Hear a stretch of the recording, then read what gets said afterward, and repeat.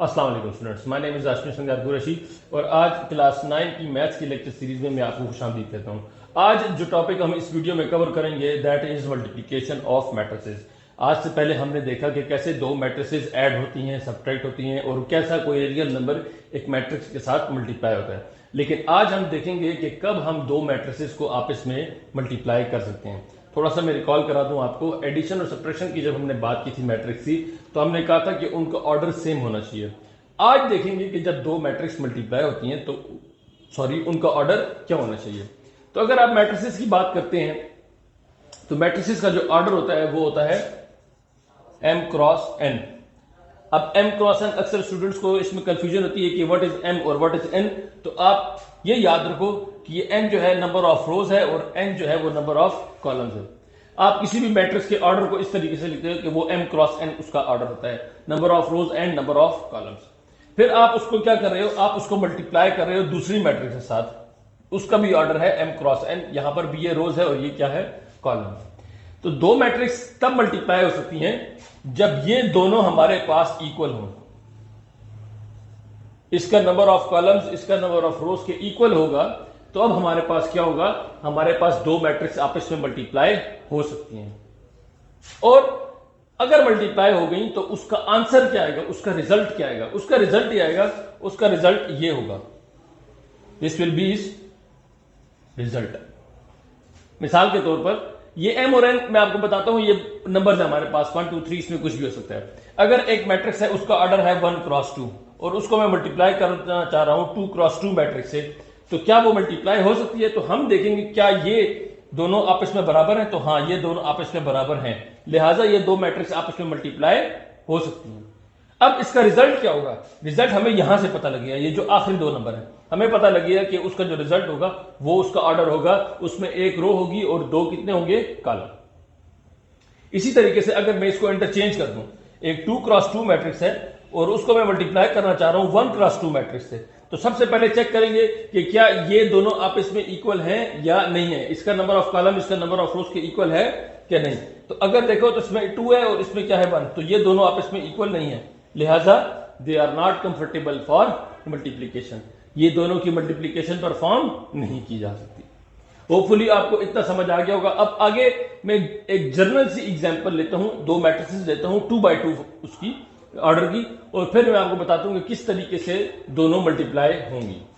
अगर मेरे पास एक मैट्रिक्स है, मैट्रिक्स ए, उसके एलिमेंट्स हैं ए बी सी और डी, और एक दूसरी मैट्रिक्स है मैट्रिक्स बी, उसके एलिमेंट है हमारे पास ई एफ जी और एच।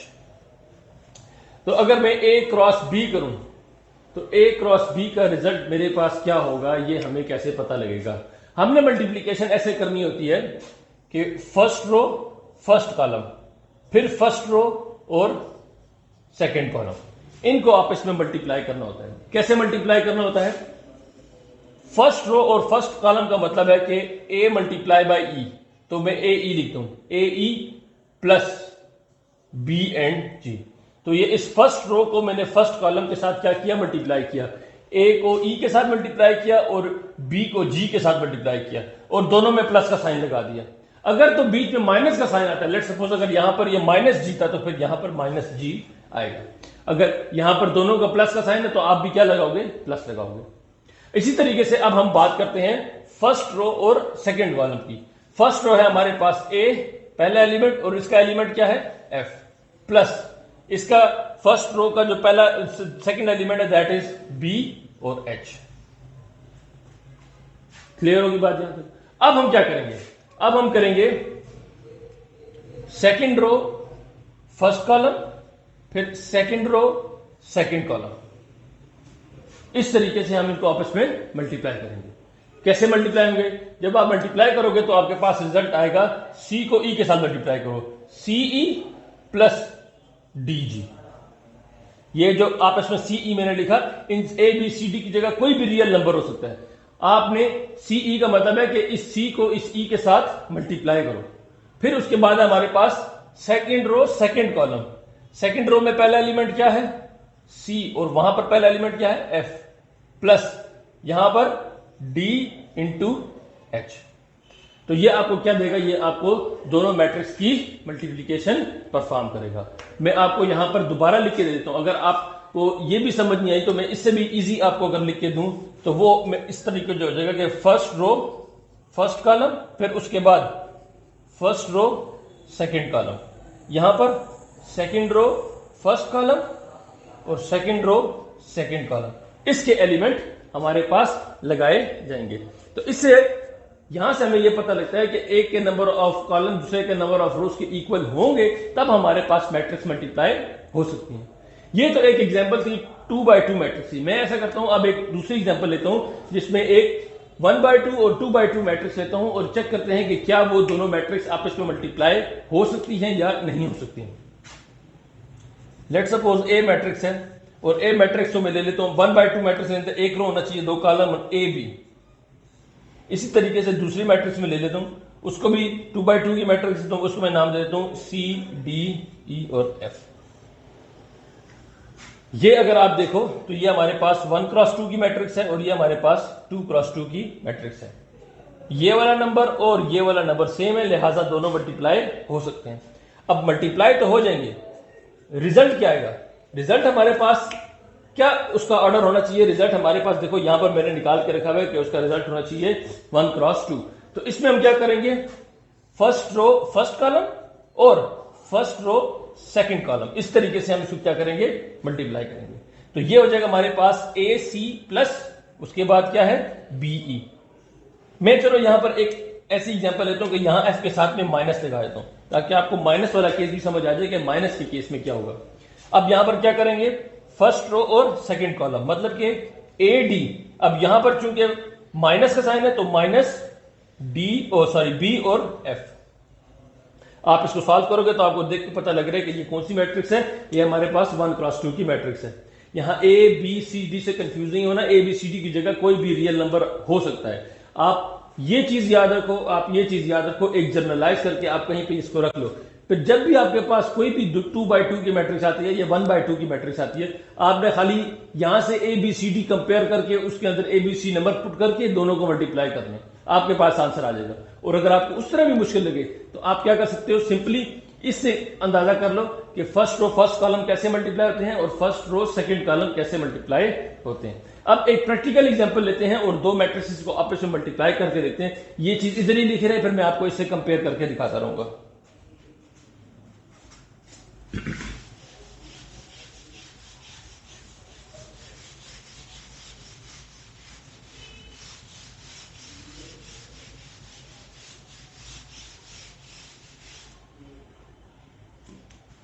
लेट्स सपोज हमारे पास एक मैट्रिक्स ए है, वो मैं कहता हूं कि मैट्रिक्स ए है। लेट्स सपोज मेरे पास 1 2 3 -1 और बी मैट्रिक्स है मेरे पास 0 1 2 4 या 2 5 कर लो चलो।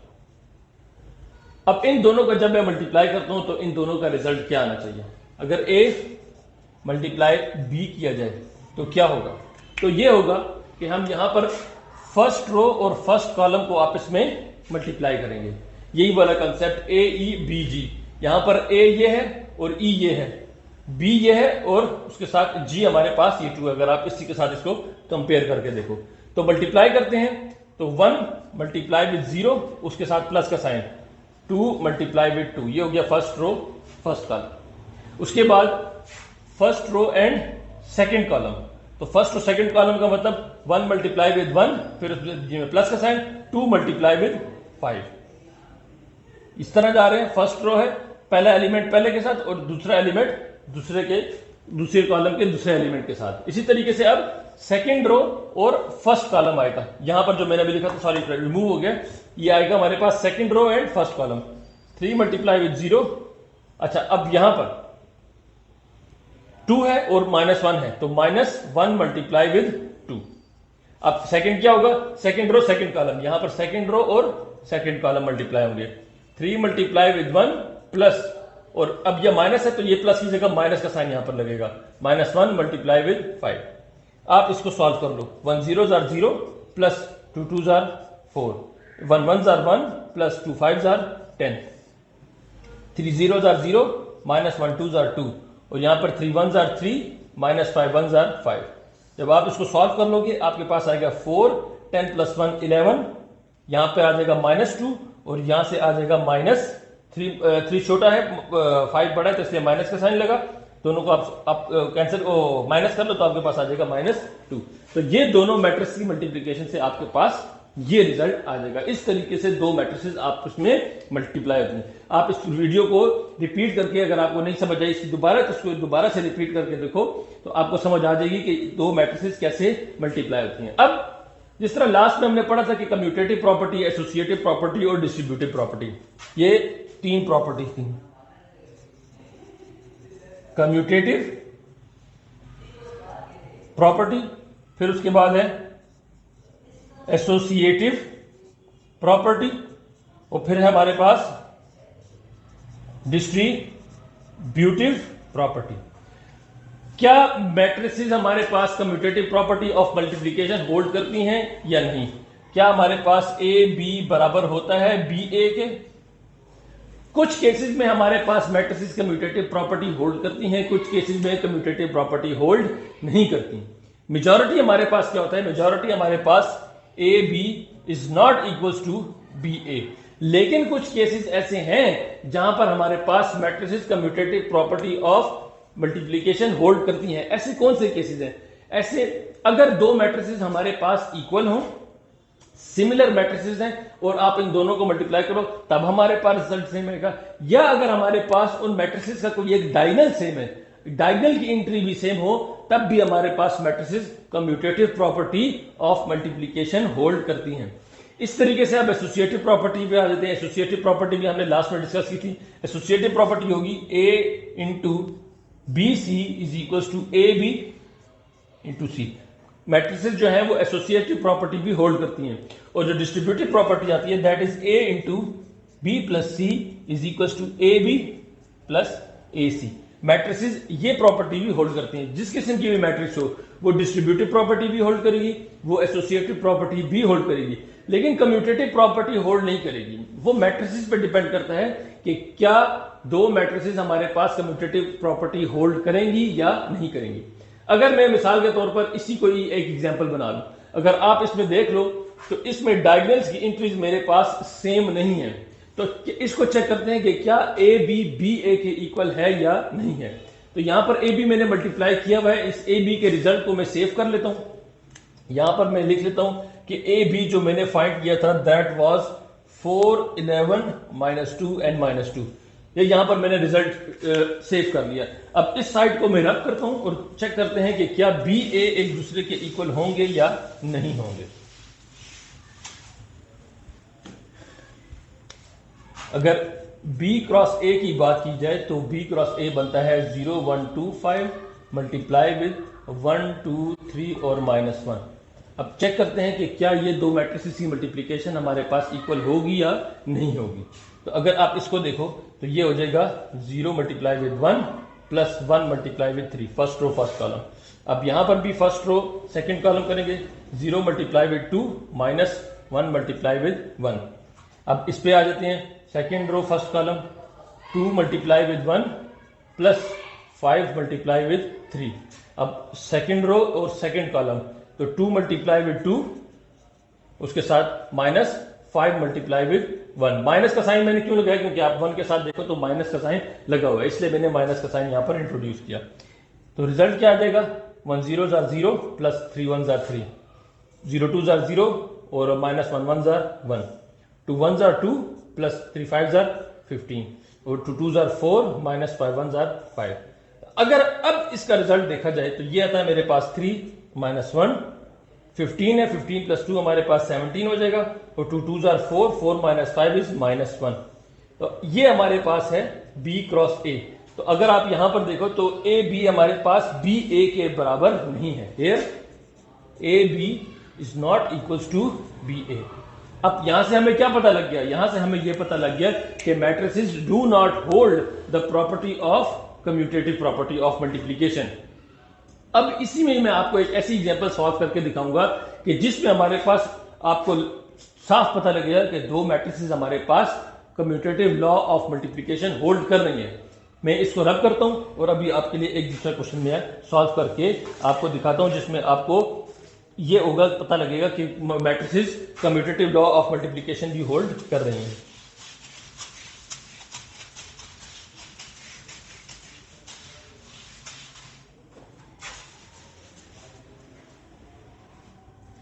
लेट्स सपोज मेरे पास एक मैट्रिक्स है A इज इक्वल्स टू 1 2 3 4 और B मैट्रिक्स में ले लेता हूं लेट्स सपोज 2 2 3 एंड 5। चलो अब इसमें अगर आप देखो तो ये डायगोनल जो है इसका, ये इस तरीके से ये जो डायगोनल है ये हमारे पास दोनों का सेम है। तो अब आप देखोगे दोनों को मैं जब मल्टीप्लाई करूंगा ए बी भी और बी ए बी दोनों एक दूसरे के इक्वल होंगे। अगर मैं ए बी की बात करूं, ए मल्टीप्लाई विद बी, तो मैं जरा थोड़ा सा यहां पर डायरेक्ट चलूंगा ताकि मेरे पास चूंकि जगह कम है तो मैं आपको दोनों के रिजल्ट कंपेयर करके दिखा सकूं। मैं यहां पर ए बी करूं तो यह आ जाएगा 2 1s are 2 plus 2 3s are 6 और 1 2s are 2 plus 2 5s are 10। उसके बाद 3 2s are 6 and 3 4s are 12, 3 2s are 6 plus 4 5s are 20। तो यहां से आ जाएगा मेरे पास 7, यहां से आ जाएगा 11 और यहां से आ जाएगा 18 और 18 के बाद यहां से आ जाएगा 26। अब मैं बी ए करके देखता हूं। बी ए मेरे पास आएगा 2 2 3 5 और ए है मेरे पास 1 2 3 और 4। अब इसको जब मैं मल्टीप्लाई करता हूं तो इसको भी मैं डायरेक्ट कर रहा हूं, 2 1s are 2 और प्लस 2 3s are 6। ठीक हो गया। 2 3s are 6। एक सेकेंड, सॉरी ये देखो यहां पर गलत हो गया ना मेरे से, ये 1 2s are 2 है और ये 2 3s are 6, तो यहां पर 8 बनेगा। यस ये 8 अब ठीक हो गया। अब उसके बाद आएगा हमारे पास 2 2s are 4 और प्लस 2 4s are 8। उसके बाद यहां पर भी मुझे कुछ चेंजेस लग रही हैं। 2 4s are 8 and 2 2s are 4 और 1 2s are, यहां पर भी देखो मैंने गलती कर दी, ये 1 2s are 2 है तो यहां पर भी 12 आता है। ठीक है, मैट्रिसेस की मल्टीप्लिकेशन में आपने हमेशा स्टेप वाइज जाना है। आप देख रहे हो कि मैं भी जब कर रहा हूं तो डायरेक्ट मैंने करने की कोशिश की तो मेरी गलतियां आ रही हैं, तो आपने भी क्या करना है, उसको स्टेप वाइज लेके चलना है। मेरे पास चूंकि जगह कंस्ट्रेन है इस वजह से मैं इसको जल्दी कर रहा हूं। अच्छा, फिर आपके पास आ जाएगा second row first column 3 1s are 3 और 3 5s are 15। फिर आ जाएगा 3 2s are 6 प्लस ये आ जाएगा हमारे पास 4 5s are 20। अब इन सबको जब आप ऐड करो तो ये आ जाएगा 8, ये आ जाएगा 12, ये आ जाएगा 18 एंड दिस विल बी 26। तो अब देखो तो ये दोनों हमारे पास क्या है, बराबर। यहां से हमें पता लग रहा है कि A B is equals to B A. इस केस में क्या है हमारे पास, पिछले केस में हमने देखा कि दो मैट्रिसेस की मल्टीप्लिकेशन आपस में अगर इंटरचेंज कर दें तो कम्यूटेटिव लॉ को वो होल्ड नहीं कर रहे थे, लेकिन यहां पर कम्यूटेटिव लॉ होल्ड किया जा रहा है। इसकी वजह यह है कि अगर एक डायगोनल मैट्रिक्स, डायगोनल हमारे पास कोई भी मैट्रिक्स का इक्वल हो या उसके अलावा अगर दो मैट्रिसेस हमारे पास इक्वल हो या उनमें ऐसी चीज हो कि दोनों मैट्रिसेस में कोई एक कांस्टेंट टर्म हो जो कि कॉमन हो। मिसाल के तौर पर इसके साथ में 2 मल्टीप्लाई कर दूं तो एक मैट्रिक्स बन जाएगी मेरे पास, सी का नाम दे दूं तो वो मेरे पास बन जाएगी 2 1s are 2 2 2s are 4 2 3s are 6 and 2 4s are 8।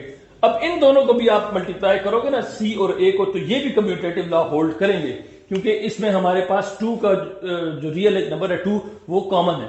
तो इस तरीके से कम्यूटेटिव लॉ मैट्रिसेस जो है वो कम्यूटेटिव लॉ को होल्ड करती हैं कि अगर उनके अंदर कोई एक रियल नंबर कॉमन हो या उनका डायगोनल कॉमन हो या दोनों मैट्रिसेस सेम हो, तब वो हमारे पास कम्यूटेटिव लॉ होल्ड करेंगी। Otherwise matrices do not hold the commutative law of multiplication. फिर एसोसिएटिव प्रॉपर्टी आ जाती है, मैट्रिसेस एसोसिएटिव लॉ भी होल्ड करेंगी और उसके साथ साथ डिस्ट्रीब्यूटिव लॉ भी होल्ड करेंगी। इससे जो रिलेटेड क्वेश्चन होंगे वो हम इंशाल्लाह जब एक्सरसाइज स्टार्ट करेंगे तो उसमें हम सॉल्व करेंगे। तब तक के लिए अल्लाह हाफिज।